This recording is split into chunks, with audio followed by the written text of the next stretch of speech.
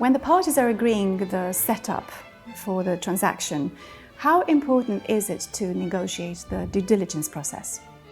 Yes, there are two conflicting interests here. One, the buyer, and two, the seller. The buyer is looking to get as much data as possible, including documentation and answers to questions and access to management. The buyer is also looking to have the responses to any questions warranted as to their truth, otherwise are they meaningless. Whereas the vendor, of course, is not wishing to warrant information if they can avoid it, particularly any oral information. So, for instance, the buyer is looking ideally to have meetings with management and to personnel, if at all possible, which is what we always try to do. Vendors are often very reluctant to allow access to management other than in very formal situations where they've prepared a slide deck and it will be presented by somebody at a senior level and it will be very controlled. And they will typically not allow that documentation to go into the pack for warranting. They call it the disclosure bundle at the end of the exercise. So traditionally, Robert, the process before the advent of data rooms was really led by the buyer and their solicitors. Yeah, I mean, that's correct. And I mean, you're going back a number of years now. The difference is quite stark. In previous decades, people circulated a questionnaire which really was governed by legal questions. It's a different ballgame nowadays. We don't have paper exchanged, of course, because we're living in the 21st century. So we have online data rooms where you can get a jumble of stuff produced by the vendor reluctantly because he doesn't really want to tell you very much because that implies that you'll get more questions. So you get a jumble of information. The first thing you've got to do is to use AI to sort it out because that's a lengthy job and it's probably cheaper to use AI rather than the services of a junior lawyer. And you can, of course, ask questions, deliberate questions about clauses through AI. In times gone past, you've got your first questionnaire without reference to the client because you were asking legal questions. Nowadays, of course, you go to your own client and you say, right, what are you trying to get out of this transaction? What are the key assets, as Christopher's already mentioned? What are the liabilities that could destroy them? Let's see what particular questions, which are really business questions, we have to ask the vendor. This is the real key now to due diligence. It's not a question of just getting out of the vendor copies of contracts, copies of information relating to legal points or legal questions. You need a mix. You have to get from the vendor the information which you will use when you are negotiating the agreement to buy the company or the business. Information superiority, as Christopher has already mentioned, this is the key.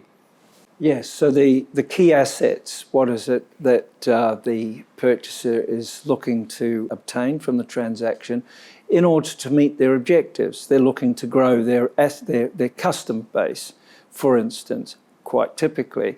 So the customer base and the relevant contracts from the target are therefore of primary importance.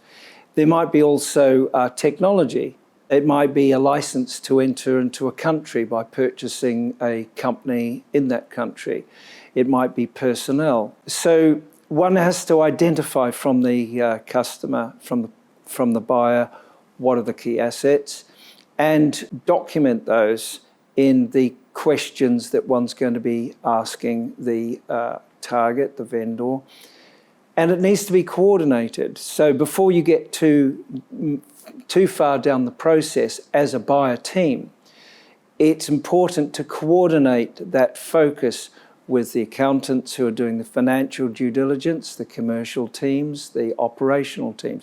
So we're all pulling in the same direction, analysing those key assets from our own perspectives. Also, we're also analysing what are the key liabilities that might destroy that value. This could include things such as litigation.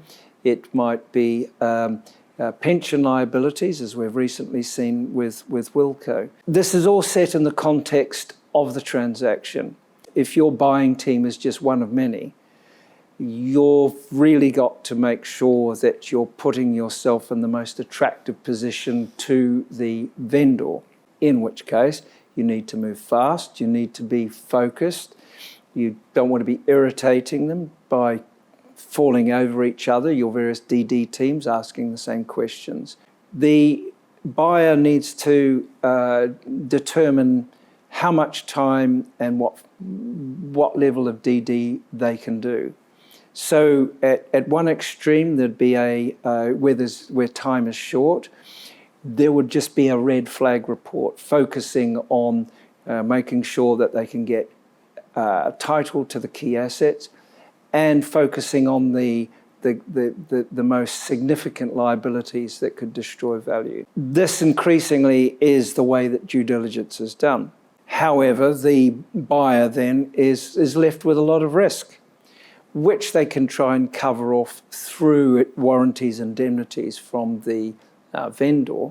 But of course, the vendor may not agree to do that, particularly in a situation where they've got a highly desirable company. So you as a buyer really need to look at what level of risk you're going to take. This is the appetite for risk. In an ideal world, the buyer would be able to do a thorough due diligence. Of course, this costs more money and takes more time. But then they have a more thorough understanding of the business, and they can plan the integration of the business with their own. And of course, this increases the likelihood that they'll achieve the objectives. At the end of the day, it's this balance. You as a buyer are really having to negotiate with the vendor as much as you can in order to influence the due diligence process. So we have a comprehensive questionnaire, as most law firms do, and we're looking to get that information. Unfortunately, in this world of data rooms, the vendor will give you what they're prepared to give you. You then check against your questionnaire what holes there are, and you ask for the missing documentation. It's this sort of exercise where the buyer nowadays is really on the back foot. The vendor will often limit the number of questions that you can ask. They might say 20 questions a day across each buyer's due diligence team, because of course the vendor is responding to potentially 4 buyers' questions. So 20 times 4 is a lot of questions a day. Access to management, again, the vendor is often going to say, okay, we're going to provide a half-hour management presentation to each of the buyers, which of course is woefully inadequate to somebody like ourselves, where we really would like to sit down with the management for half a day or a day and go through the legal affairs of the company in some detail, going through our terms of reference, focusing on the key assets, but also the rest of the company's legal affairs, which would give us a thorough picture of where we need to be focusing, because during those discussions, you'll learn information about the company. So we'll provide support to the buyer's legal team in providing input into particularly the warranties and indemnities. These are the areas of risk. We need to strengthen the indemnities in these areas. So that's really the planning during the transaction. And the question is, what does the buyer require for our input into the post-due diligence exercise? And this is traditionally something that external advisors are not really involved in. At the end of the transaction, the buyer has a company or assets, all with documentation associated with them, which they've got to fold into their existing operations. So as part of the planning during the beginning of the due diligence, we say, are you looking to move all of the, for instance, contractual records over to your document management system, in which case why don't you provide us with your way of organising this? And we will provide those in that form at the end of the transaction, which can easily be integrated. Similarly with the company secretarial records. Also, are they, the buyer, looking for support in remediating the issues, the legal issues that have been identified? Because these things always are going to need attention, and the buyer, if they've got an in-house team, they've got their day-to-day business. Is it really appropriate for their workload and their skill set to be then taking over the remediation of the issues that have been found, which might include compliance issues, regulatory issues, contractual issues?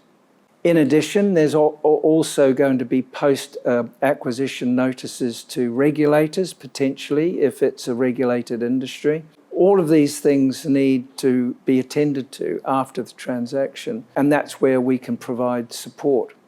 You've mentioned AI earlier. Now, what role does AI play?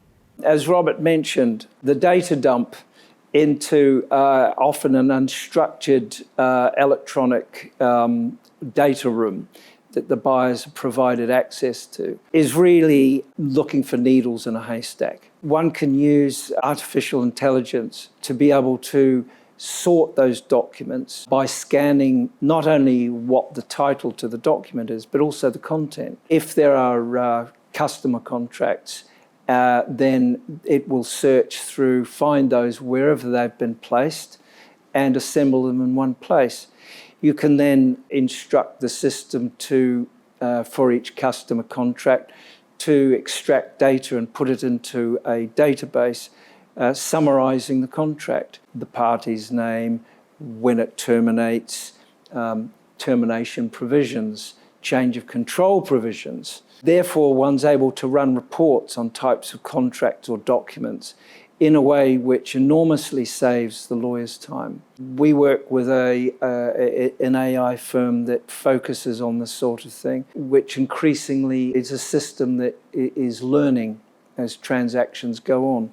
At the end of the day, lawyers will still be reviewing the reports and checking the validity of the system's accuracy.